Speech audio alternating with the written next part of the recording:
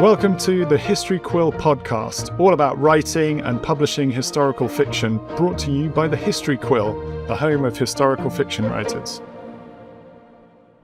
Welcome to the History Quill podcast, brought to you by the History Quill. My name is Theodore Brun, and I'm here with my co-host, Julia Kelly. Julia, how are you this month?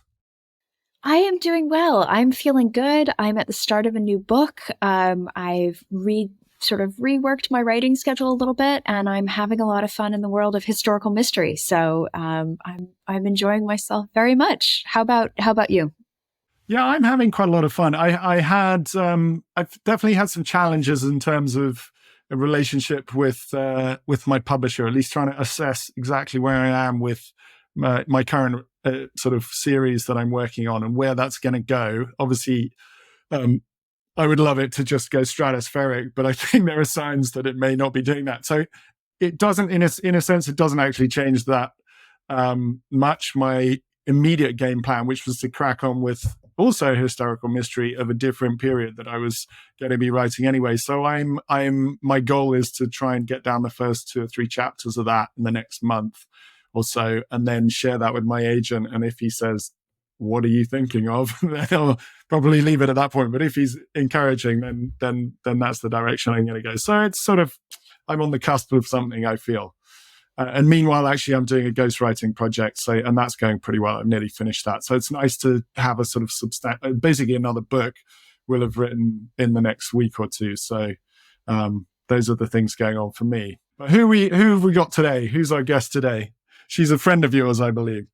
Yes, I'm very excited. We have Piper Huguley, who is a historical fiction and historical romance author on the show. I've known Piper for a little while, and I think it's going to be a great discussion. So without further ado, shall we jump into our chat with Piper? Let's go for it.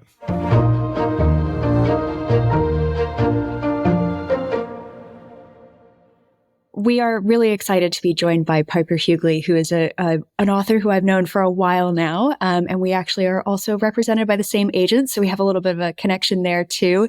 You have a really expansive career. So I'm not even going to attempt to sum it up. I'm going to leave that to you, Piper. Can you give us a little bit of an introduction as to who you are and what you write?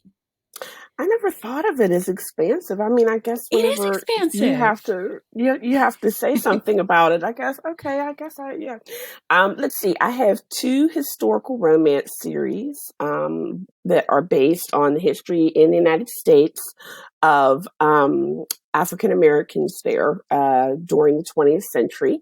And then I have 1 contemporary romance that was published by Hallmark Publishing. And then I have my historical fiction novel that's based on the life of Ann Lowe, who was the fashion designer of Jacqueline Bouvier's wedding gown when she married Jack Kennedy. Yes, I've been listening to it. I haven't got all the way through it. But it's brilliantly written, I have to say, and a wonderful voice that immediately sucked me right into the story. And actually, it was kind of a lesson to me because I have to say, fashion and crafting beautiful wedding dresses would not be like the first book off the shelf for me. So it was fantastic to actually just, be sort of the mirror held up to me a little bit and go, why don't you just expand your horizons in terms of the kind of stories that I would read as a reader, let alone as a writer. And then obviously I was reading up about you as well and gathering this former series where, at least correct me if I'm wrong, my understanding it was sort of loosely based around the idea of the Great Migration of African Americans sort of moving from the South over it was like a historical phenomena, as it were, of the 20th century. And I thought that was brilliant. And it made me wonder, seem like two quite different approaches between the historical romance of this general theme and then the very specific nature of like picking a real life in order to fictionalize and turn her story into a novel. How do you kind of get drawn into those different directions? They're obviously different. So why was it that you've gone one way and then another in those 2 different examples? But it was all a method to my madness. It's all part of the same plan. So to me, they're quite the same That's what thing. we like hearing. I felt, historical romance was a way for me to put my oar into the historical waters, so to speak, and to practice certain aspects of writing, what Amazon forces us, and since they run a lot of things, forces us to call biographical historical fiction. In that there are characters in particular, one of my series that deals with the establishment of historically Black colleges and universities here in the United States, where I would bring in real life people into the stories and fictionalize them. So he gave me chances to play with that particular approach and method of history. For one thing. And another thing that did was, again, to give me even more familiarity, particularly with the series that you mentioned, Migrations of the Heart, with the history that would cover Ann Lowe's life. And Ann Lowe herself is actually part of the Great Migration. So looking at it from a general sense, and then looking at it and how it impacted her and her specific life was all intentional backdrop for what I call phase 2, which is this lifting up, heralding, and writing about unknown Black women's lives who had managed to do certain kind of great things that people don't know about.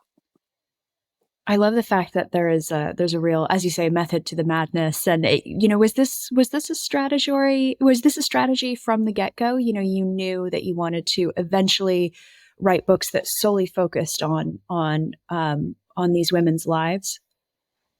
Yes. Mm-hmm. Yes. And actually, Ann Lowe's aspect was a little bit, just to say, Julia, I've been working on someone else for some time, since 2017. So there are several, as we call it, people that I've been working with or on that hopefully will see light of day. I don't know, maybe not, but I think they're interesting. I hope they do. But what draws you to them in particular? Is it because you feel they've really dropped off the radar, and that they obviously there's a sort of personal interest and connection with that particular individual? But do you feel like, hang on, no one else is they've kind of disappeared, as it were, out of the public consciousness? Because I know that your next book is about, correct me if I'm wrong, it's the daughters of two different presidents. Is that correct? And their relationship. So yes. Presumably they're slightly better known as historical or figures of history. So what is it that kind of draws you to an actual individual within that scope?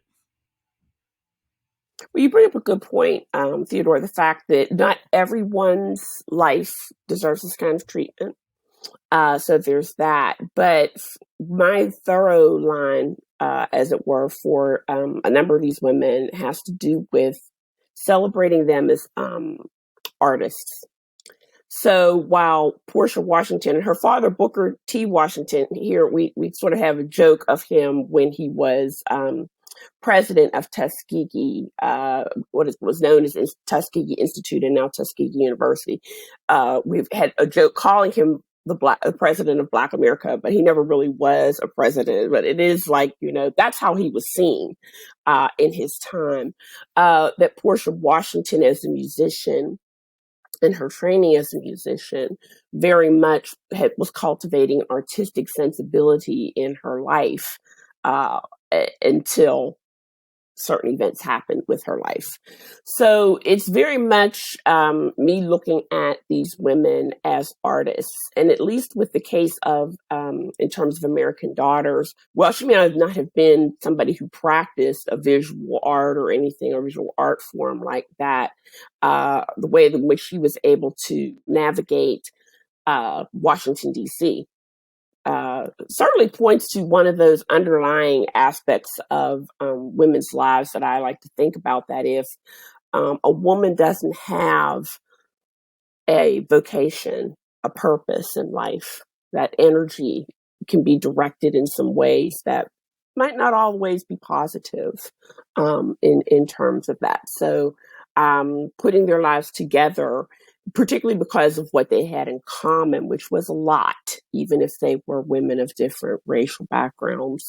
That's really been the thoroughfare, which continues from my scholarly training, which also focused on women writers thinking of themselves as artists as well.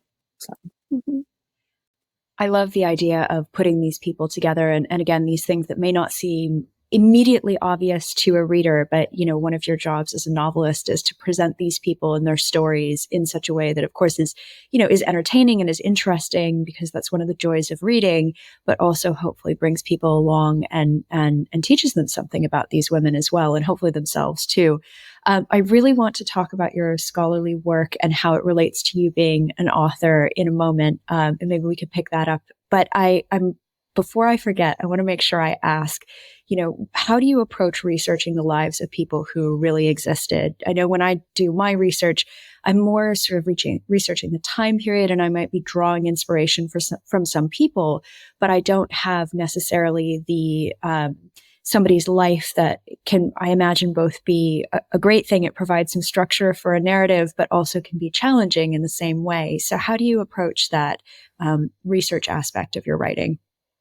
Yes, thank you for pointing that out, because there is that as an advantage, that there is some potential structure in terms of novel. But in my case, in terms of writing about some of these women, their early lives in particular don't exist as a matter of public record for me to go and retrieve.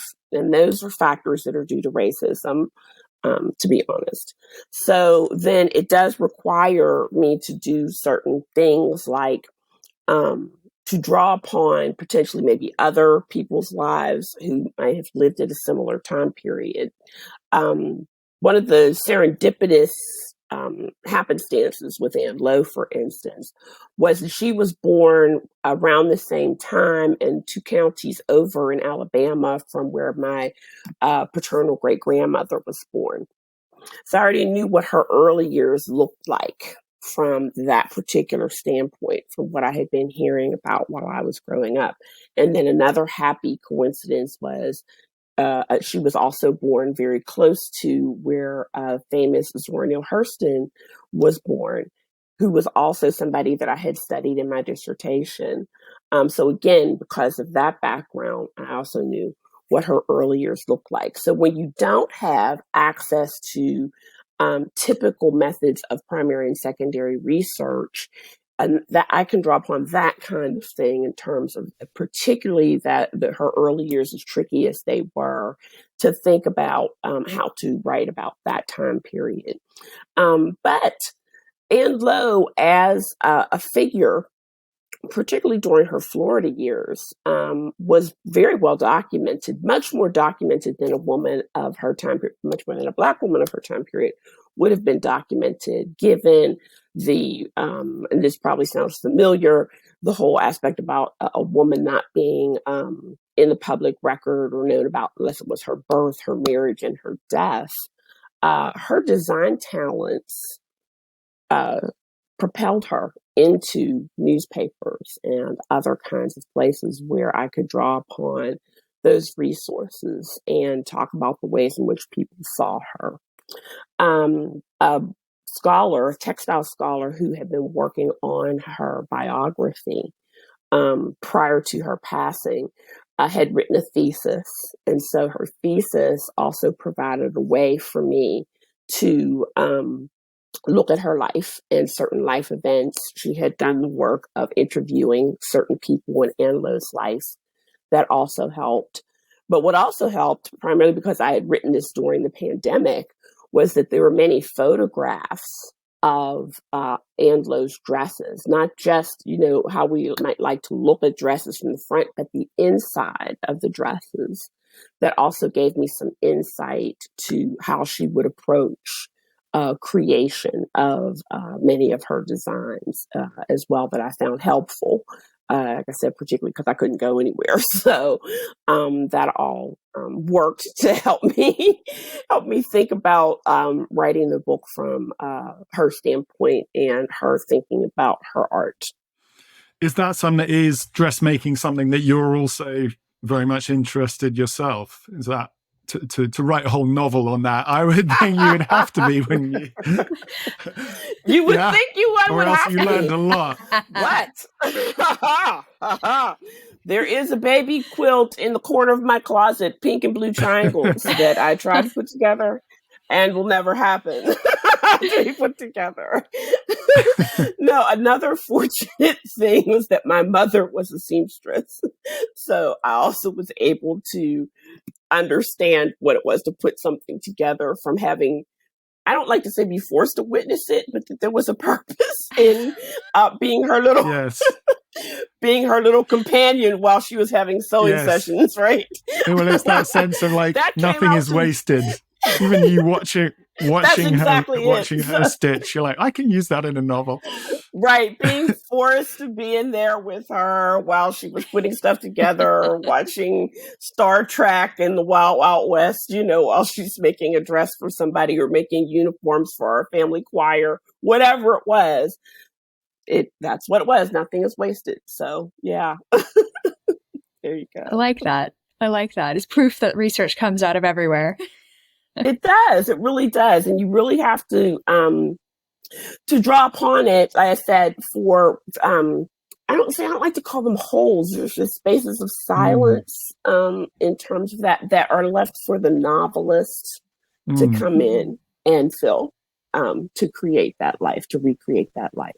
So, Piper, one of the things that strikes me with what you've talked about around researching, especially these times where you don't necessarily have the public record for somebody's life and you're having to draw on other aspects, how do you balance honoring somebody's life and honoring what might have been their experience with the fictionalization? Because I know I was very lucky to read your book on Ann Lowe very early, and there's some things that are really harrowing and strike me as being very authentic feeling. And that's where I'm quite frankly very impressed that some of that might have come from fictionalization, because it really is, her early life in particular is really challenging to read. But then finding out, of course, what happens to her later, it's incredibly rewarding. You've built all of that up for her as a character. So how do you balance those things?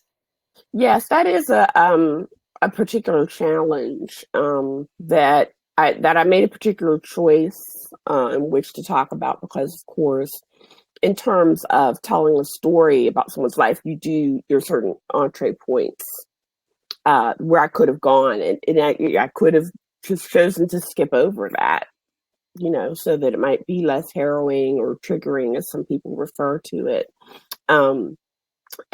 but it was a part of her life that she later sought to cover over, especially when she was with her society women, and it became known to her that kind of having had what we're talking about, her child marriage at a very young age, 12, would be seen as very distasteful, and not reflective of the kind of personality that she wanted to bring across to her clients. But to say that it was a part of her life, and really the wonderful thing that came out of it, well, of course, was her son Arthur, who she had when she was 15 years old. So that's why I sort of made that particular decision, as part of the whole aspect to show how far she had come from such a harrowing beginning.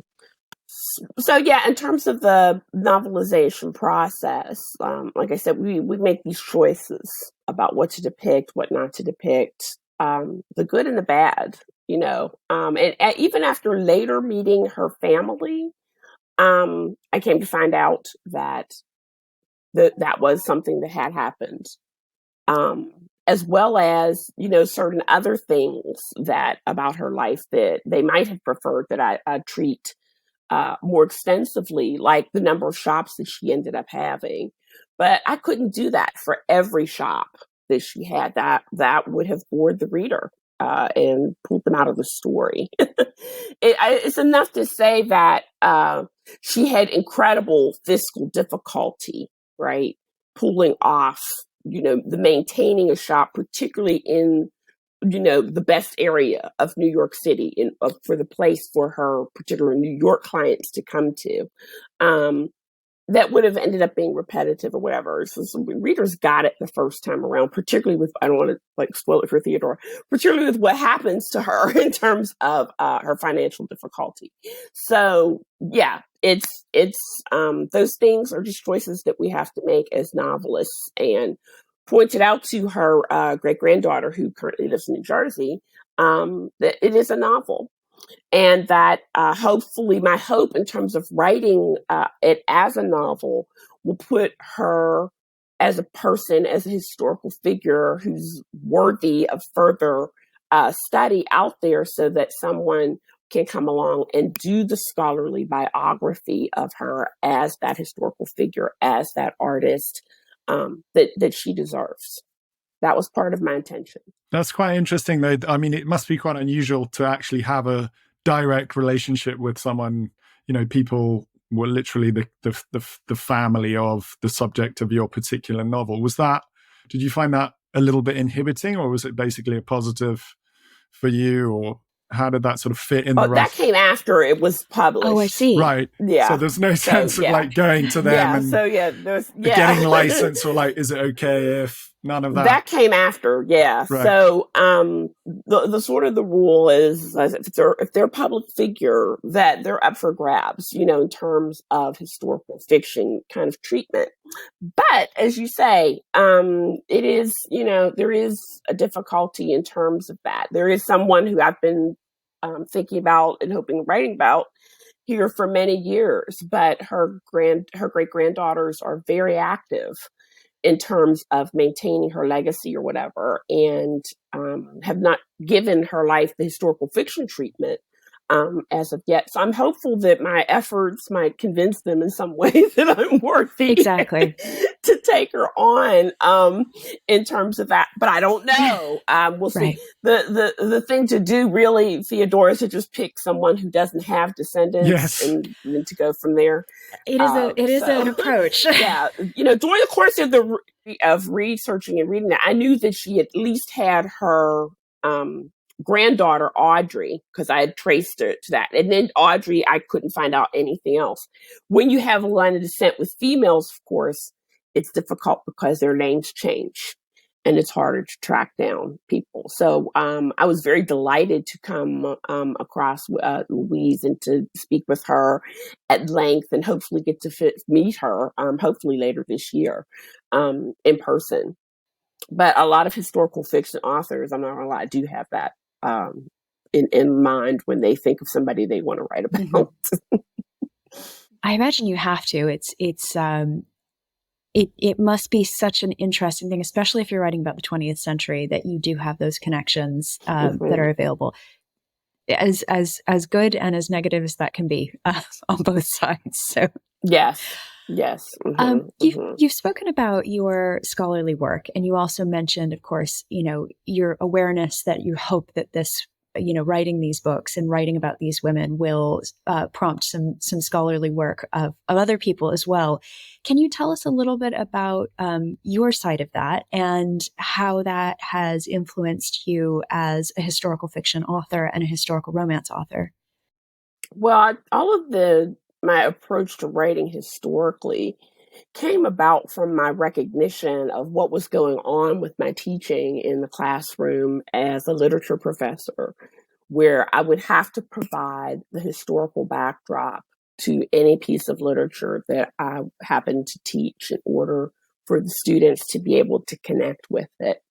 And it really, and not to say it was an arduous part of teaching. I mean, I enjoyed it because I enjoyed that, talking about the history that my students might not have known about and all of that other kind of stuff.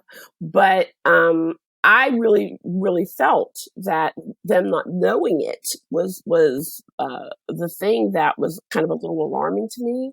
And I was like, well, what if there was something that, and also knowing at the same time that reading has gone in decline, it was like to say, would it be great if I could somehow produce something that these students could read, that could help them learn more about the history or desire to go find out more about history. And then, that would be all good. It would increase people's historical knowledge. It would increase their reading skills and maybe their pleasure with reading. And so then it's almost as if a lightning bolt struck me to say, oh, this is what I've been working up to all of those years for Halloween when I was being a Pilgrim and Betsy Ross and Laura Ingalls Wilder one year where I had my sunbonnet perched upon my afro. All of those things I've been working up to all of those years. This is what I was supposed to do. So yeah, it worked out in terms of me thinking about it in that way. And like I say, and hopefully I really kind of see by writing these books and talking about these figures or whatever as an extension of what goes on in my classroom, which some students would call at the point, they would call it historical tea. I was like, yeah, good. Yeah, call it historical tea. Yeah. So when it was like, so it would be posted, oh, Dr. Huguley's going to be teaching 19th century United States literature, and then encountering past students of mine and how, that's boring. I'm like, are you kidding me? So then I would have to drop them a juicy little tidbit. And they'd be like, oh, okay, well, I'll sign up for that. Yay. I like it. You do what you have to do. But yeah, on both fronts, both with history and with reading, we're in a bit of a crisis right now. And I know from my lurking in other social media groups, where people want to whine about accuracy and all this other kind of stuff. Yeah, but we're in a crisis, I say, and these kind of works, these kind of adaptations of things or whatever, I call it gets butts and seats in historical classrooms and let them go there and find out about, say, for reasons like Chevalier, for instance. I don't know if it was released over there yet, in terms of Marie Antoinette Chevalier St. George, the Black man who was the composer at court, for whom Napoleon went and just erased him from the public record, so that even in a house with a trained opera singer, that's my father, growing up, that I only came to learn about Chevalier St. George within the past 5 years is criminal. The fact that there's a movie now, and probably will be books now, etc., it brings awareness, and that's what we need at this point, is more awareness. So I have known you for a while, and one of the reasons is that we met through both writing historical romance, and of course, we've now both written historical romance and then a sort of broader historical fiction, as you said, biographical historical fiction in your case. You mentioned a little bit earlier about romance giving you the chance to sort of have a bit of a training ground, practice. What is it that you got out of writing those first books, those first series, and how has that helped with writing the books that you're writing now? Well, just sort of providing that historical backdrop and a way of navigating or even thinking about some of the difficulties of writing a history that is might be uncomfortable for some people to face, to talk about. In terms of that, I think writing both series gave me that latitude to talk about particular limitations that Black characters could come across in terms of writing historical fiction. The biggest one I think people come across with when they read By Her Own Design with Ann Lowe was when she goes to school. But it's when she goes to school in New York, I think, that blows everybody away, that the most terrible, horrible attempt at her limitation happens in New York City. People sort of, people were not looking for that necessarily for a character who was born in the Southern United States or whatever. But it's when she goes to New York for the first time there's an attempt to prevent her from her study. And so, giving me that kind of practice, I think, in terms of talking about those things, but that are necessary things to talk about. I know that right now in this country, there's a movement afoot to try to prevent talking about these things. And as you're mentioning, because of writing about these particular incidents, I've been in the trenches for a while. I saw all of that coming years ago. In terms of that, when one of my books was challenged in terms of the whole historically accurate thing to have happened, that there could not possibly say have been a Black college graduate prior to our country's Civil War, but that's not true. That is a matter of historical record that there were not gallons of them, but more than 50 of them. And so, you are able to write about those things in order to say, not in a sort of a manner that's confronting, but to say, this is the complete record. That, to me, that's what it's about. It's about restoration of a more complete record, like in terms of what I was just mentioning about Chevalier. In terms of that, I don't just know what would that have done for centuries of people who might have wanted to pursue studying the classical arts, particularly in terms of composing or violin playing or whatever, more in terms of seeing someone's prior example like that, had it not been so thoroughly scrubbed, if you will, from history. That's why it matters. Yeah, it's quite interesting to think in your own life, like why do I do what I do now? Is it because I've sort of either consciously or subconsciously been influenced by seeing, people who've impressed you or inspired you? And if it's not, of your particular, people like you, let's say, that you're seeing, then how, again, it's a sort of self-limitation or just your perception of what is possible is denied you in that sense. You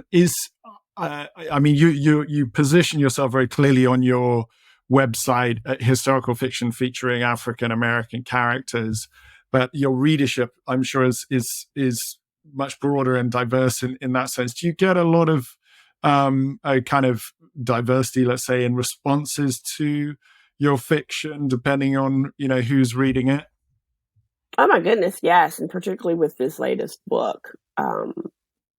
And that's what has been really great with By Her Own Design, that in spite of our ongoing situations with the way history is seen in this country and being shaped in this country, a book club from, I can't remember how they described themselves to me, that they were 100 miles east of Omaha and 75 miles west of this other major city.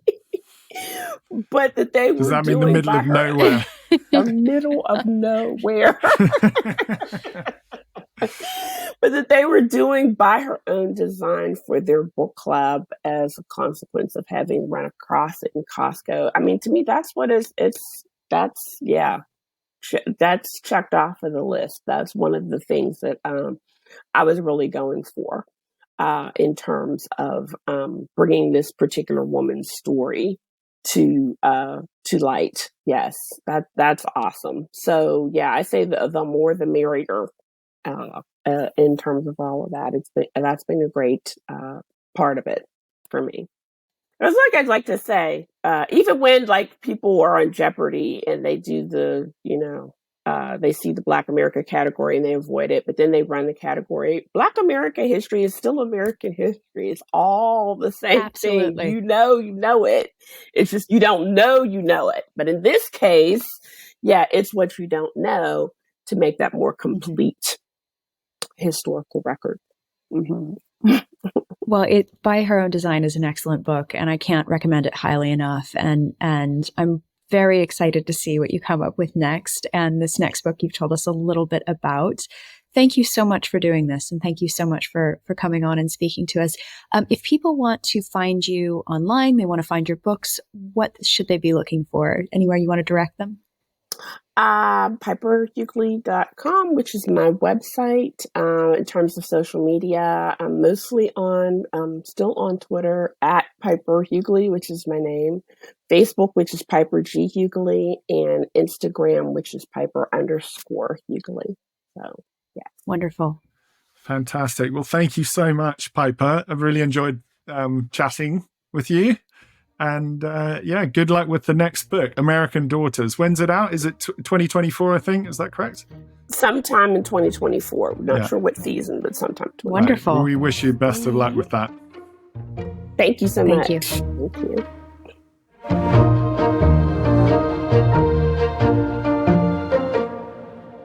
I always love chatting with Piper because I think she's just got so many insightful, interesting things to say. And I can't wait to talk a little bit more about that interview that we just had.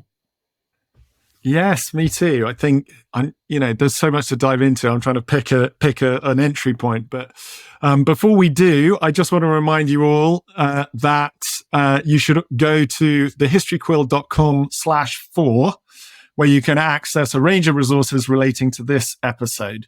You can also join our email list to receive new podcast episodes and more content for historical fiction writers. You can find the link in the description or enter it into the browser. That's right. You'll find all the tools you need there. Plus, you'll be able to put the things that you just heard in that interview into action.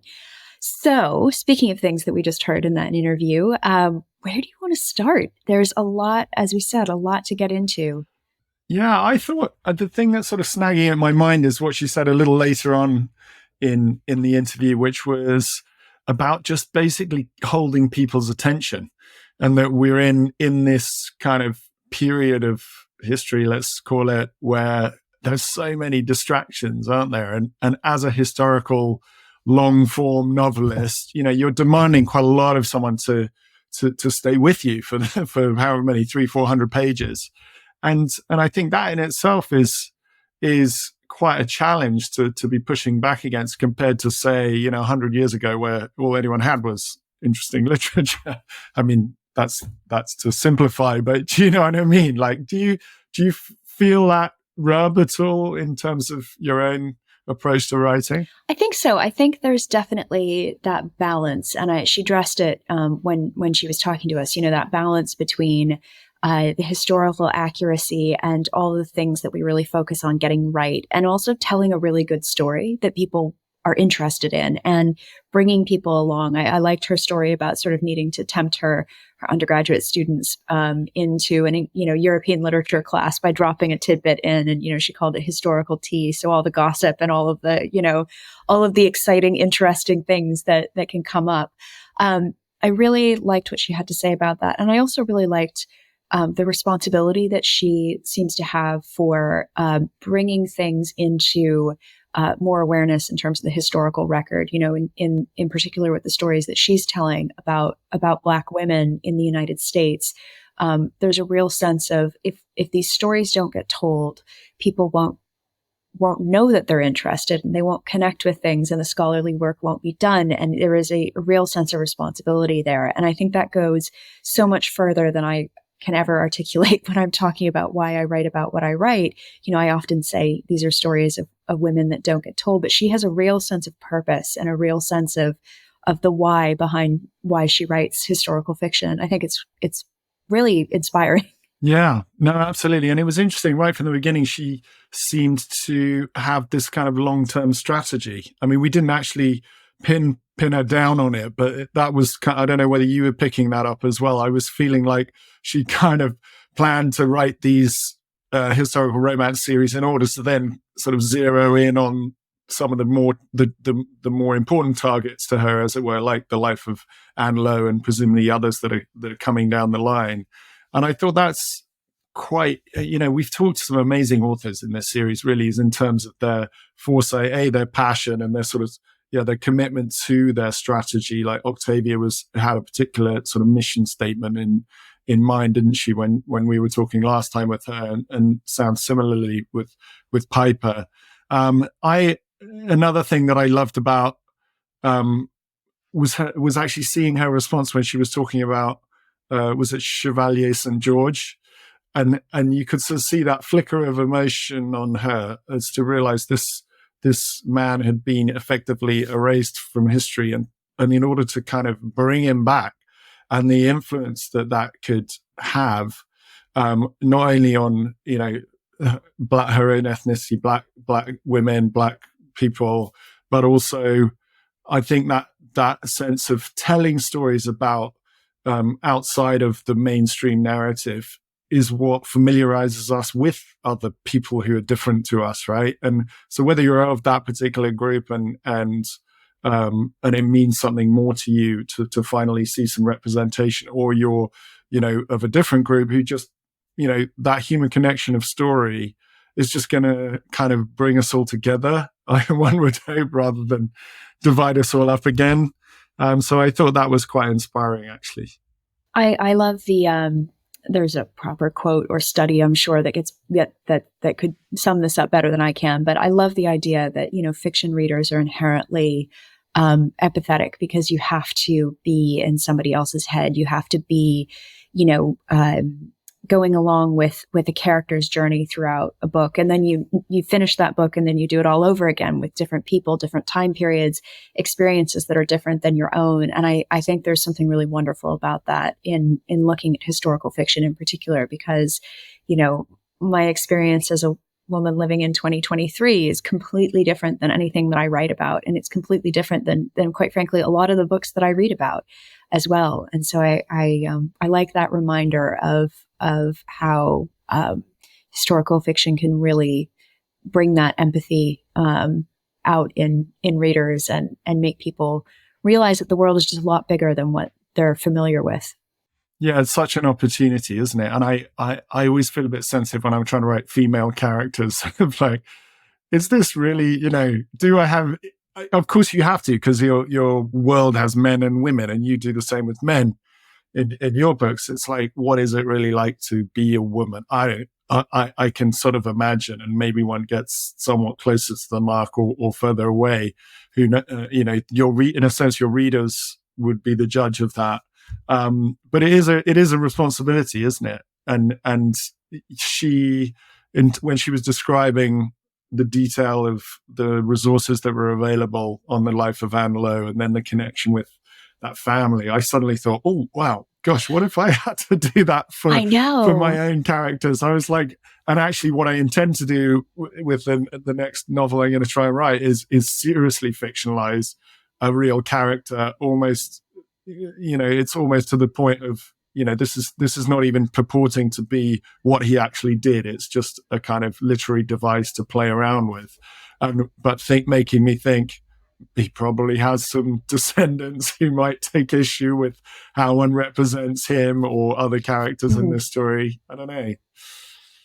I think it's an interesting additional challenge writing about people who have not only descendants, but very active descendants. And it's interesting to me that Ann Lowe's great granddaughter reached out to her to Piper after the book came out. So long after the research project portion of the book was done. I do find that a little intimidating, I'm not going to lie. And I have a lot of admiration for people who do write biographical historical fiction, because it's always a risk. But then at the same time, you're telling these stories that aren't necessarily common knowledge. And so, highlighting Ann Lowe's work, highlighting, whoever, there's so many authors who are pulling on historical figures across the whole publishing world. I think there's something really admirable about that as well. I will admit I've been too scared to do it so far. So maybe one day. Yeah, fortunately, my period is way, way, way in the deep, dark past. So far anyway. Well, can I ask you a very, very unplanned question? You mentioned that she has this big strategy, and that she mentioned that writing biographical historical fiction is sort of phase 2.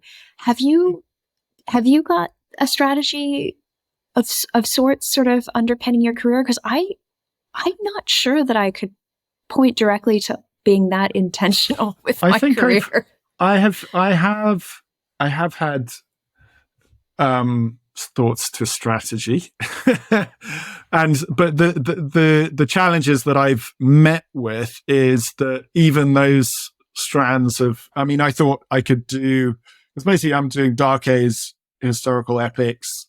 I thought I could have like an adult, continue that in that vein, doing adult fiction at the same time as doing a sort of fantasy, Viking fantasy version of that with children's books. Oh, cool. And the idea of like writing a children's fantasy adventure plus an adult historical fiction a year. But so far it hasn't worked with it. I've written a children's fantasy book, but haven't got a publisher with that. So that's sort of on ice in a drawer. And then the series that I'm working on right now in terms of my current period of historical fiction is sort of, I'm getting the sense from the publisher that it might be running out of steam as a series, which is, in one sense, is disappointing because you just want everything to go your way and all the lines go up. But at the same time, I think the reality is, you're going to reach these sort of narrow gates, as it were, that you've got to pass through in order to kind of keep earning your keep as an author. So I think, and actually this series has been inspiring to me because it's thrown it back on me and gone, well, how much do you want this? If this strategy that seemed very obvious to you is not just there for the picking, either work harder in order to make it possible, or else, you're going to have to adapt and really go in another direction at the same time, or with as much energy. So it didn't feel like before I even, started writing at all that I had a kind of massive game plan of like, this is what I want to tell the world, in the same way that she did. But I think once you're in it, you do start formulating like, I mean, you've done it a little bit with your historical mysteries, right? And from romance to historical fiction. Yeah, I think some of it is, as you say, I don't know that I could have said to you when I first started writing that I knew exactly what the kinds of books I was going to write would be at different stages in my career. But I think you're right. You reach these pivot points in your career, and sometimes those pivot points are kind of thrust upon you, and sometimes you choose to pivot in your career, and you have to think, what is this going to do long term? What do I really want? And I think that helps you articulate what it is that is important and put a strategy together around that. So I think you're absolutely right. And with regards to that, the reason I'm writing historical World War II mystery right now is because I want a different string to my bow, but I also want to be able to carry along readers who have read my historical World War II fiction books. And so, kind of straddling two genres that have a lot of commonality between them helps with that. I think, as someone who listens to you and obviously has read a couple of your books now, I would say, if someone said to me, "What's Julia's thing?" I would say, "Well, she's making, you're telling lesser known stories about women." So it's sort of there is a sort of theme there, and I suppose for me, the thing I keep coming back to is the opposition, the conflict, which I see as almost an eternal conflict between power on the one hand and love on the other, and sort of wrapped up in love is like self-sacrifice, and basically it's kind of like the self-serving power versus sacrificial love, and like which doesn't mean it's all about romance. It's sort of slightly bigger renditions of that. But I think those are the kind of, if there's a message that seems to suffuse the stuff that I want to write, it's more at that level rather than like, oh, I must tell this person's story or this group of people's story, I think. So maybe it's a bit more metaphysical. Well, I think, one of the great things about this series is there's just so much to learn from other authors, and it's exciting to see everybody's different approaches and how it makes us think about what it is that we do as authors, and hopefully the audience as well. If you were one of our listeners, what would you be a one takeaway from that conversation?